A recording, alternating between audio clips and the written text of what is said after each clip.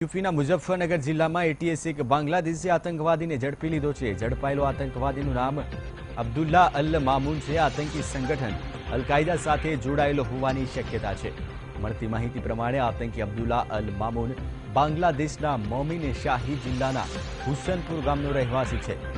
આતંકી છેલ્લા એક મહિનાથી મુઝફ્ફરનગરના ફુટેસરા વિસ્તારમાં રહેતો હતો। આ પૂર્વે તે સહારનપુર જિલ્લાના દેવબંધ પોલીસ સ્ટેશન વિસ્તારમાં રહેતો હતો, ત્યાં તેને ખોટા દસ્તાવેજના આધારે પાસપોર્ટ બનાવ્યો હતો। આતંકી પાસેથી બનાવટી આધાર કાર્ડ, પાસપોર્ટ સહિત કુલ 13 જેટલા ઓળખપત્ર જપ્ત કરવામાં આવ્યા છે।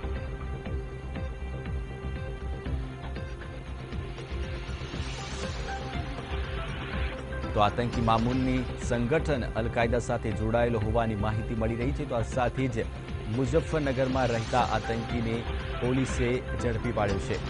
તો આતંકી પાસેથી બનાવટી આધાર કાર્ડ અને પાસપોર્ટ પણ જપ્ત કરવામાં આવ્યા છે। ઉલ્લેખનીય છે કે આતંકી બાંગ્લાદેશ પાસેના એક ગામનો રહેવાસી છે। આતંકી સંગઠન અલ-કાયદાનો આતંકી હોવાની માહિતી મળી છે।